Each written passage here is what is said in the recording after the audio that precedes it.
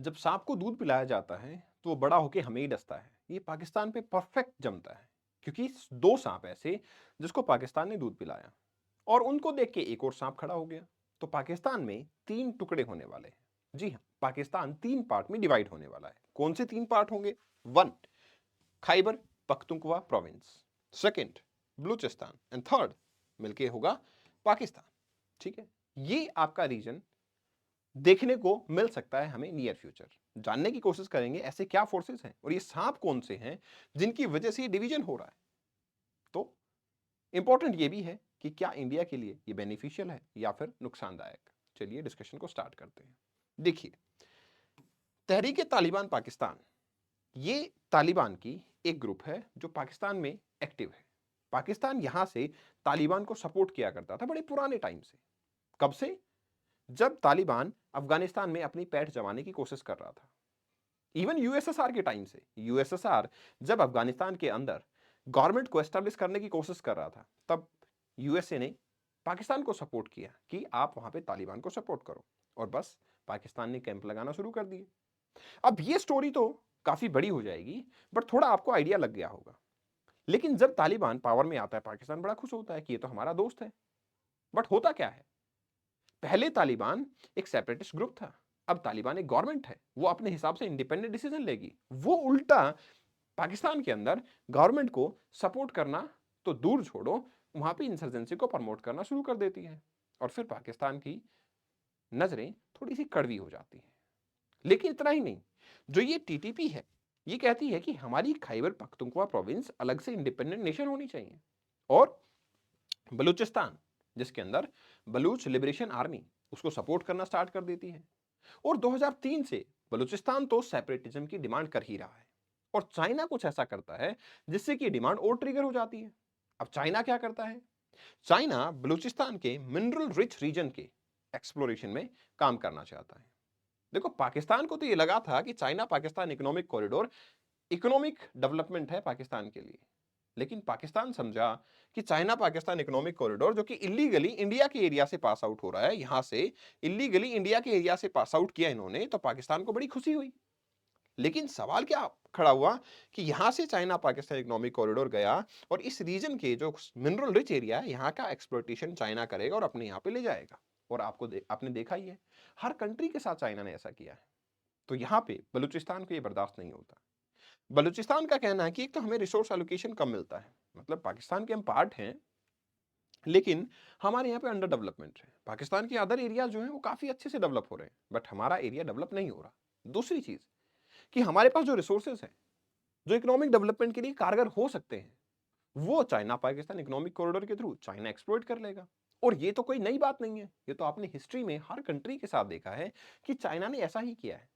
और Balochistan liberation army को ये एग्जैक्टली समझ आ जाता है। इसी वजह से चाइना बहुत सारे वेपन्स, आर्म्स पाकिस्तान को सप्लाई कर रहा है, पाकिस्तान की गवर्नमेंट को पावरफुल बना रहा है।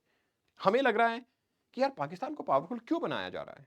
लेकिन पावरफुल इसलिए कि पाकिस्तान की गवर्नमेंट के सामने ये बलूचिस्तान, टीपीपी, ये कुछ बोल ही ना टीटीपी कुछ बोल ही ना सकें और सारे मिनरल एक्सप्लोरेशन चाइना बड़ी आसानी से कर ले। But unfortunately people liberation army वो ये नहीं समझ पाई कि बलूचिस्तान के अंदर भी एक लिबरेशन आर्मी है। और बलूचिस्तान की लिबरेशन आर्मी हाईजैक कर लेती है एक ट्रेन को अपनी पावर को प्रूव करने के लिए। और जो ट्रेन वहां पे आर्मी के पर्सनल्स को डिप्लॉय करने के लिए ले जाई जा रही थी, वो ये दिखाती है कि हम बहुत स्ट्रांग हैं और हमारे साथ ये ना किया जाए। हाँ, एक चीज बताना चाहूंगा, बलूचिस्तान जो रीजन है जिसकी डिमांड चल रही है, वो सिर्फ और सिर्फ पाकिस्तान का पार्ट नहीं है। उसमें कुछ अफगानिस्तान का हिस्सा और कुछ ईरान का हिस्सा भी है, जो कि बलूच पीपल डिमांड करते हैं कि ये एरिया एक इंडिपेंडेंट नेशन बनना चाहिए, ये एरिया एक इंडिपेंडेंट कंट्री बन जाना चाहिए। तो हो क्या रहा है? यहाँ पे आर्म्ड स्ट्रगल चल रहा है। बलूच जो आर्मी है वो आर्म्ड स्ट्रगल पे उतर आई है इस केस में। रिसेंटली आपने देखा ही है कि 80 होस्टेजेस रख लिए गए थे आपकी जो ट्रेन आ रही थी उसमें से, जिसमें से इवन कुछ पाकिस्तान के सोल्जर्स को, ट्रेन के ड्राइवर को तो मार भी दिया गया है। दूसरा, टेररिज्म, टीटीपी इसको सपोर्ट करती है। सिक्योरिटी पर्सोनल्स को मारना, लूटपाट करना, ये सब बहुत कॉमन हो गया है। तो ये कॉन्फ्लिक्ट जो है इंसर्जेंसी का 2003 से चल रहा है, ह्यूमन राइट वायलेशन चल रहे हैं, सिविलियंस के राइट को प्रोटेक्ट नहीं किया जाता है। तो बलूचिस्तान ने बड़े टाइम पीसफुली इसको सॉल्व करने की कोशिश की, लेकिन वो सॉल्व नहीं हुआ। एंड दैट्स व्हाई आज बलूचिस्तान की लिबरेशन आर्मी इस लेवल पे पहुंच चुकी है। सवाल यहां पे ये है कि बलूचिस्तान का जो बॉर्डर है वो जियोपॉलिटिकली काफी कॉम्प्लिकेटेड है। कारण, क्योंकि आप ये देखो, बलूचिस्तान वाला रीजन कुछ अफगानिस्तान के रीजन को लेगा, कुछ ईरान के रीजन को लेगा, और ये कल्चरल बेस है। ये जो लाइन देख रहे हो आप, ये पाकिस्तान का बॉर्डर यहाँ खत्म हो जाता है। तो इधर वाला एरिया अफगानिस्तान का है, इधर वाला एरिया ईरान का है। तो ये दोनों एरिया चले जाएंगे, लेकिन पाकिस्तान के हाथ से जाएगी ये बहुत बड़ी कोस्टल बाउंड्री, फिर पाकिस्तान के हाथ में थोड़ी सी कोस्टल बाउंड्री रह जाएगी। तो that is a complicated issue. ये काफी बड़ी प्रॉब्लम हमें यहाँ देखने को मिल रही है। इसलिए पाकिस्तान की आर्मी अभी तो वो स्ट्रांग है, चाइना का सपोर्ट भी है, तो वो चाहती है कि ऐसा कुछ ना हो, बट लंबे टाइम तक इस डिमांड को रोक पाना वो मुश्किल है। अब टीटीपी की क्या प्रॉब्लम है? टीटीपी की प्रॉब्लम ये है, तहरीक तालिबान पाकिस्तान की प्रॉब्लम ये है कि ये अपने आप को तो इंडिपेंडेंट करना ही चाहते हैं, अपने आप को तो विड्रॉ करना ही चाहते हैं पाकिस्तान से। ये बलूच आर्मी को भी सपोर्ट कर रहे हैं, वहां पे वेपन्स, वहां पे सोल्जर्स, उनकी ट्रेनिंग, ये सब कुछ यहाँ पे इंश्योर करते हैं, जैसा कि पाकिस्तान ने कभी किया था अफगानिस्तान के साथ तालिबान को पाल के। बस अब क्या हो गया, अब यही काम यहाँ पे बलूचिस्तान में हो रहा है, और पाकिस्तान अब इसके अंदर कुछ कर नहीं पा रहा है, क्योंकि पाकिस्तान के हाथ से धीरे धीरे पत्ते निकलते जा रहे हैं। और यही समस्या इंडिया के लिए भी देखने को मिल सकती है। क्यों?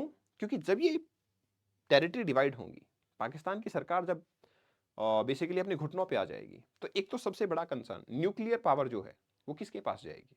अगर किसी ऐसे हाथ में न्यूक्लियर पावर जाती है जो बिल्कुल भी अकाउंटेबल नहीं है, तो हमारे लिए खतरा हो सकता है। दूसरा, जो ये आपका पार्ट होगा, दैट इज आपका जो खैबर पख्तूनख्वा प्रोविंस है, वो इंडिया के साथ में बिल्कुल बॉर्डर शेयर करती है। प्रॉब्लम ये है कि वहां से ऐसा ना हो कि इलीगल इंसर्जेंसी जो है वो हमारे तक आना शुरू हो जाए। तो इंडिया के लिए तो ये खैर अच्छी न्यूज नहीं है, बट फिर भी इंडिया इसमें कोई खास इंटरफेरेंस कर नहीं सकता है। फ्यूचर पाकिस्तान का यही है कि फ्रेगमेंटेशन पाकिस्तान का हो सकता है 3 पार्ट्स के अंदर, और यही फ्यूचर जो है वो अल्टीमेटली रिजल्ट्स पे पहुंच के ही रहेगा। इसमें कोई खास डिफरेंस जो है वो हमें शायद ऑब्जर्व नहीं होगा। ठीक है। हाँ, 3 चीजें। One is military strength. Pakistan की मिलिट्री स्ट्रेंथ कंपैरेटिवली ज्यादा है, चाइना से सपोर्ट मिल जाता है।